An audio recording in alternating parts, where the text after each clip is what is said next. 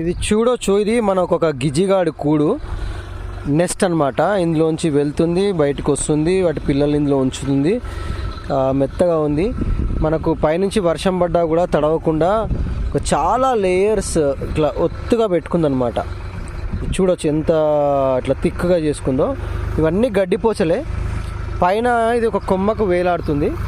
ఈ కొమ్మకు వేలాడడానికి ఇది స్ట్రెంగ్త్ కోసము దీని ఇంజనీరింగ్ తెలివితేటలు చూస్తే కనుక మనకు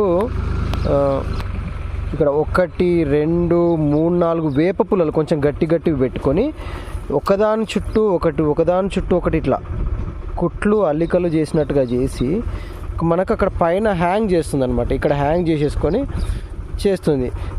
పడ్డ నీళ్ళు పడినట్టుగా పైనుంచి ఆకుల ద్వారా మొత్తం అన్ని కిందికి రాలిపోతూ ఉంటాయి, నీళ్లు లోపలికి రాకుండా. చాలా సెక్యూర్గా సేఫ్గా ఉంటుందన్నమాట. ఆ పిల్లలు కూడా ఉయ్యాల్లో ఊగుతున్నట్టు హ్యాపీగా ఫీల్ అవుతూ ఉంటాయి. ఇంత ఇంజనీరింగ్ చూస్తే కనుక ఒక్కొక్క గడ్డిపూస తీస్తే ఇట్లా మనకు ఎంత గట్టిగా ఉందంటే చాలా గట్టిగా ఉంది. ఇది రావట్లేదు కూడా. ఇట్లా ఒకదాని లోపలికి ఒకటి జొప్పించుకుంటూ ఈ వస్తున్నాయి అన్నమాట. ఈ గడ్డి పోసలు కూడా మీకు ఒకసారి 2 పీకి చూపిస్తాను. ఇట్లా ఇంత పొడవు గడ్డి పోసలు